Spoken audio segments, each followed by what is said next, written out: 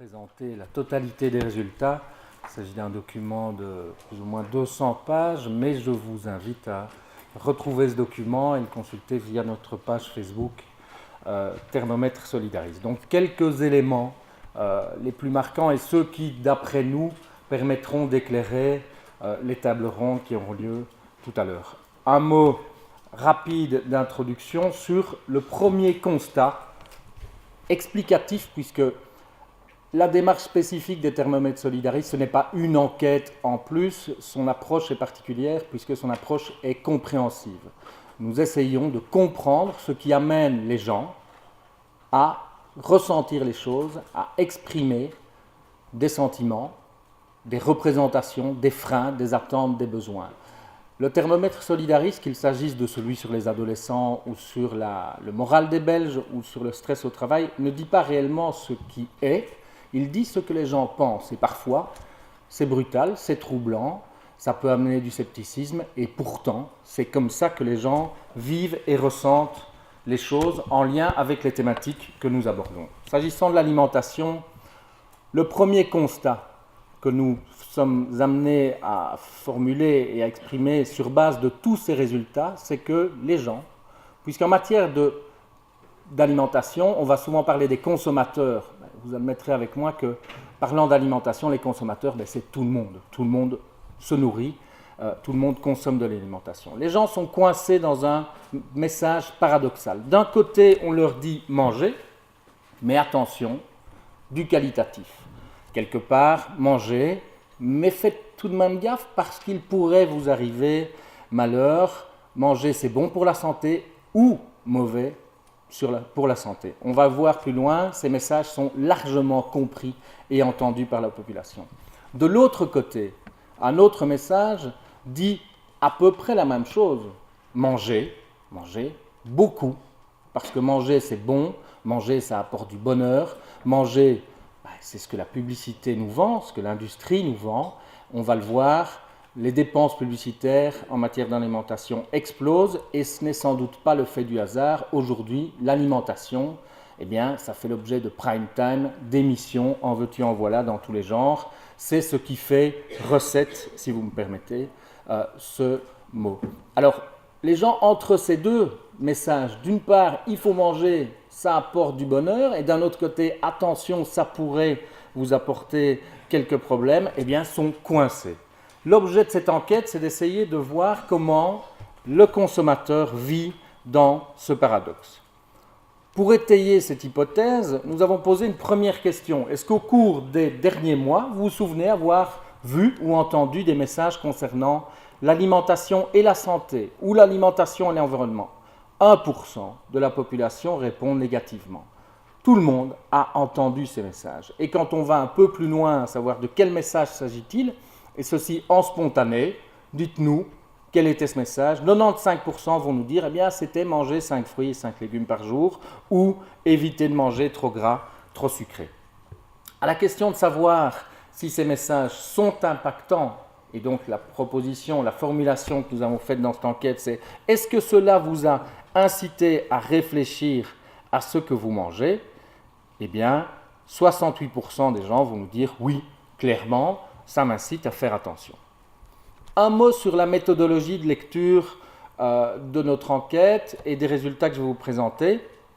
Le thermomètre Solidaris, en fait, s'exprime sur une échelle de 1 à 7. De manière générale et méthodologiquement, nous formulons des hypothèses à la personne qui est interrogée et par rapport à cette hypothèse, elle nous répond sur cette échelle de 1 à 7. En l'occurrence, et dans l'exemple qui a été repris, l'hypothèse était la suivante. Finalement, ces conseils santé sont souvent contradictoires et pour finir, on ne sait plus ce qui est bon et ce qui ne l'est pas pour la santé. Si les gens sont tout à fait d'accord, à savoir cela correspond exactement à ce que je pense, ils nous donneront une cote 7. Si, à l'inverse, ils nous disent que ça ne correspond pas du tout à ce que je pense, ils nous donneront une cote 1.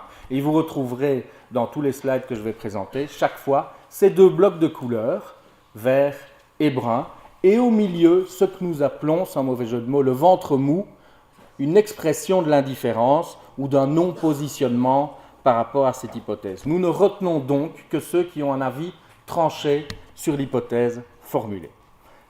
Concernant tous ces messages, on a ensuite posé la question de leur potentialité d'effets indésirables.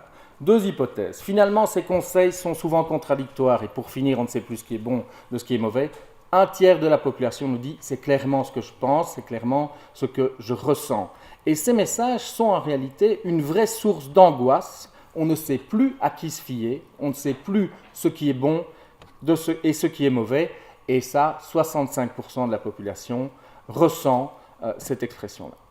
Concernant les messages publicitaires cette fois, est-ce que la publicité nous pousse à mal manger? 60% quasiment de la population dit tout à fait. Et est-ce que la publicité nous pousse à manger plus quantitativement que par le passé? 51% disent oui et 9% seulement vont nous répondre ce n'est pas du tout ce que je pense. On arrive ensuite à cette question centrale dont Alain Cheniot a déjà diffusé et divulgué les résultats. Elle est fondamentale, elle est quelque part relativement effrayante.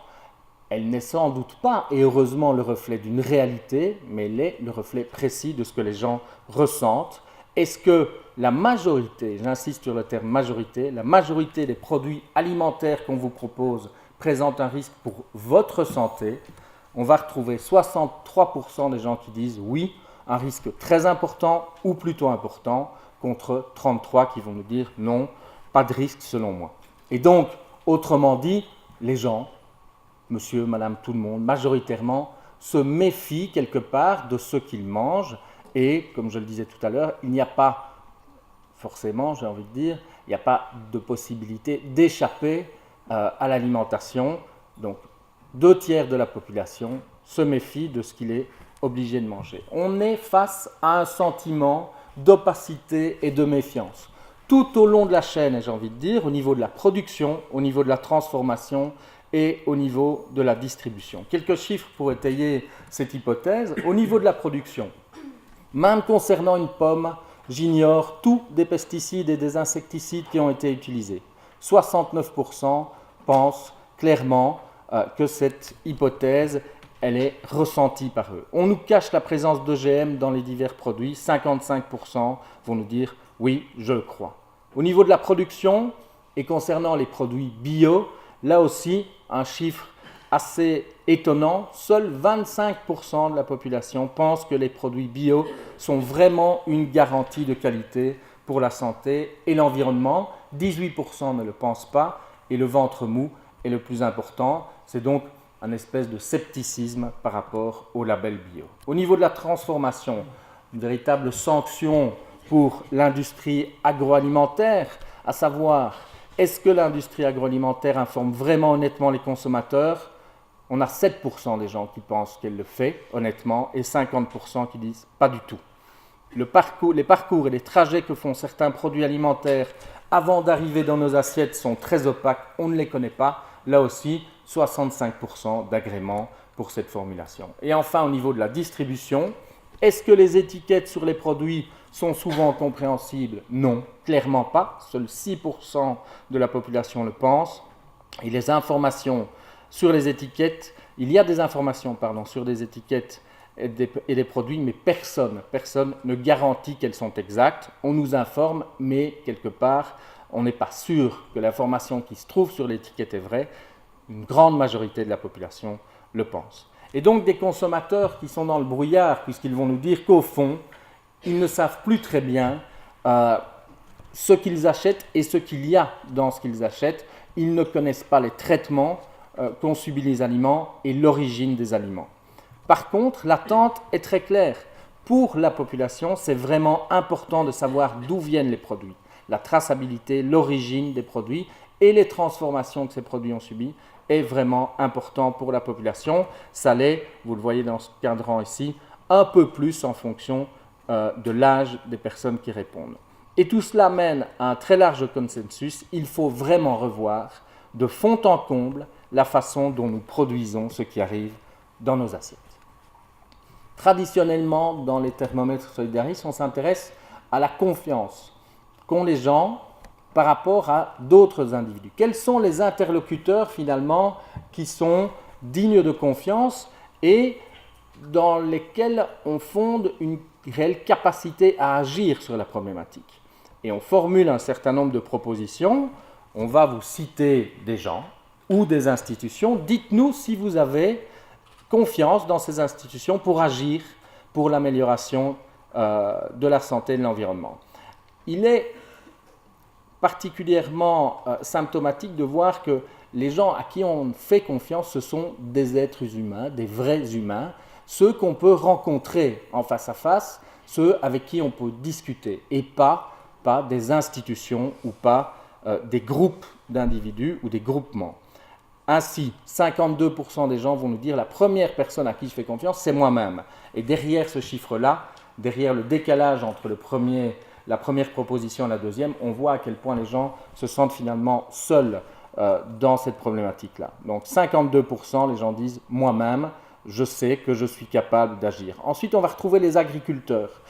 26% après les associations de consommateurs. 26% des agriculteurs, c'est 6 fois plus que la confiance que la population porte à l'industrie agroalimentaire. Et les petits détaillants, les petits commerçants, eh bien, 20% de la population croient qu'ils sont tout à fait capables d'agir. C'est 3 fois plus que la grande distribution.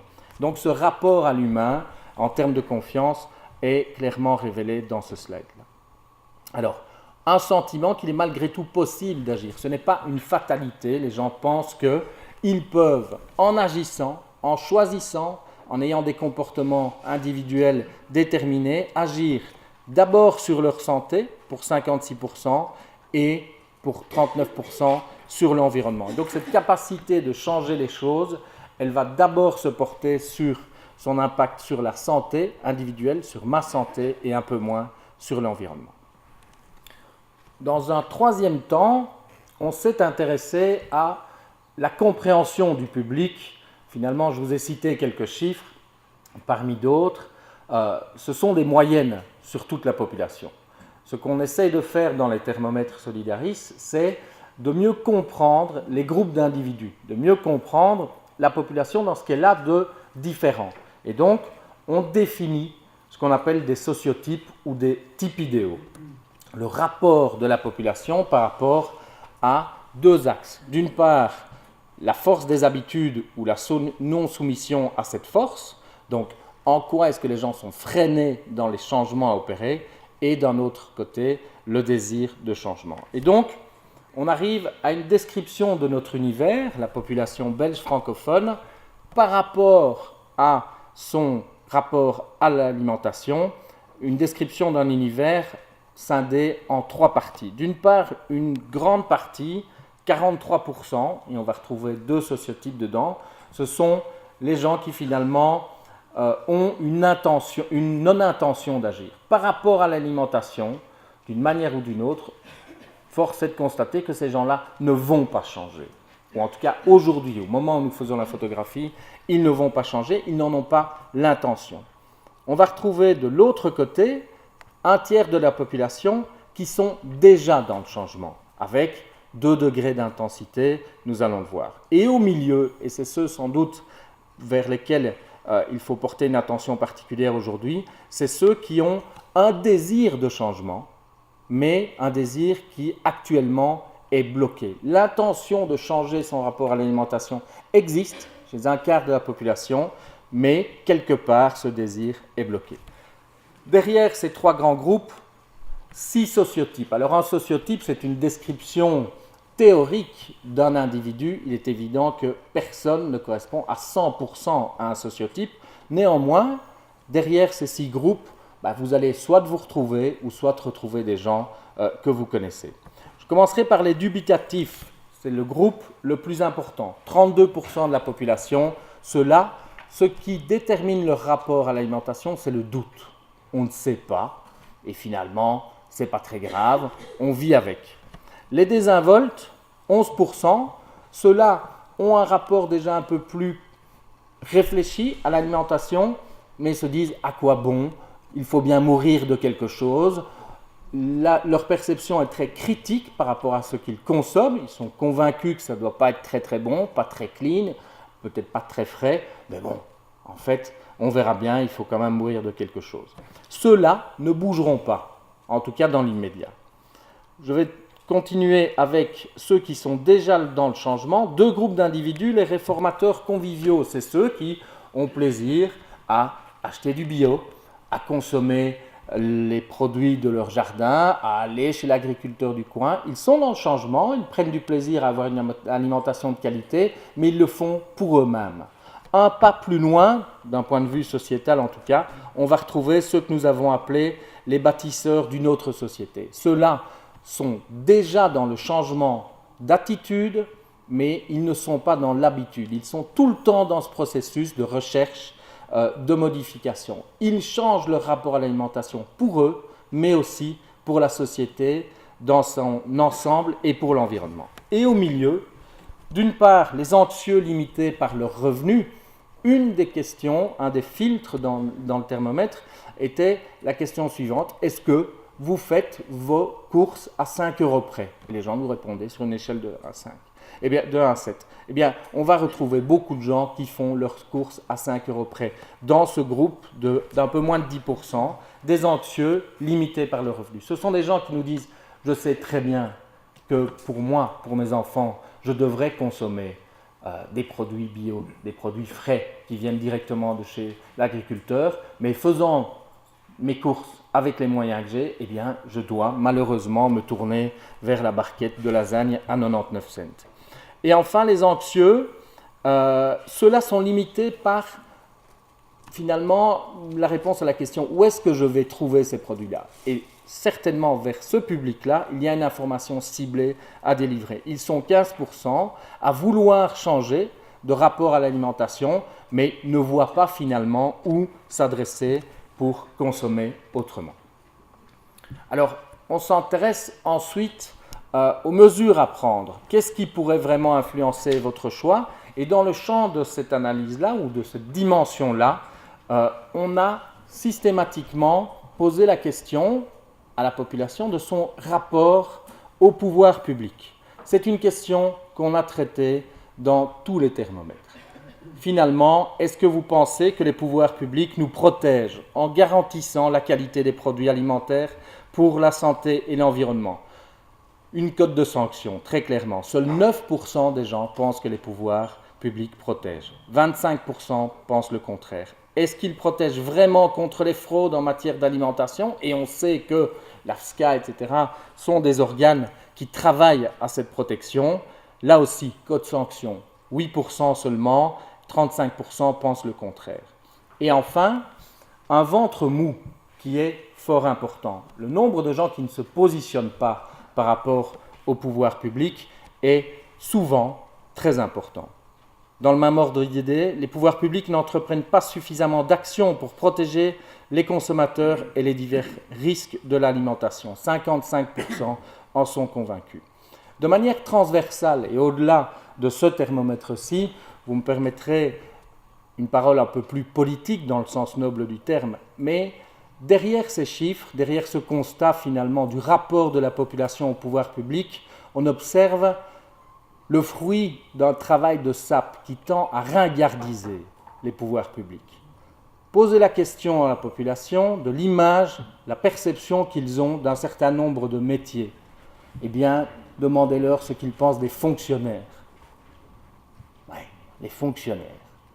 On sait ce qu'on peut penser des fonctionnaires. Et on a besoin pourtant des fonctionnaires, on a besoin des pouvoirs publics, on a besoin de l'État. Ce n'est rien d'autre que ce que dit Jean-Pascal Labie quand il dit qu'il ne faut pas prendre l'État pour un paillasson. Alors les fonctionnaires fonctionnent. Et de l'autre côté, les financiers financent. Certes. Pour qui? Pour qui est-ce que les fonctionnaires fonctionnent et pour qui est-ce que les financiers financent? Poser la question, je pense que c'est y répondre. Malgré cela, et dans tous les thermomètres on le voit, les gens attendent des pouvoirs publics, espèrent que les pouvoirs publics soient plus acteurs de changement. À cette question-ci, est-ce que vous trouvez que les pouvoirs publics ne doivent pas se mêler de l'alimentation et de laisser faire la loi du marché? C'est bien entendu volontairement que nous posons la question par la négative. Les gens ne se trompent pas. Ils sont convaincus que les pouvoirs publics doivent agir. En Belgique, y a-t-il une vraie politique de l'alimentation? Là, 30% des gens ne le pensent pas. Et donc une attente profonde, mais aujourd'hui non rencontrée, avec une population qui est quelque part frustrée de l'activité et des actions des pouvoirs publics. Encore faudrait-il qu'on leur donne la confiance nécessaire. Dernière question, non pas du thermomètre mais de la présentation ici. Concrètement, si un décideur politique souhaite faire cela, je serais encouragé à le soutenir. D'abord, ce que les gens attendent des hommes politiques, c'est de travailler sur la réduction des taxes sur les aliments qui sont bons pour la santé, le soutien aux circuits courts, une limitation obligatoire des gaspillages alimentaires. Je ne vais pas aller plus loin, simplement vous dire en conclusion que les chiffres de ce slide-ci confortent très clairement toutes les propositions, le travail considérable qui a été fait par l'équipe de Pierre Baldoens, à qui je vais céder la parole, et que vous retrouverez dans le livre blanc. Je vous remercie.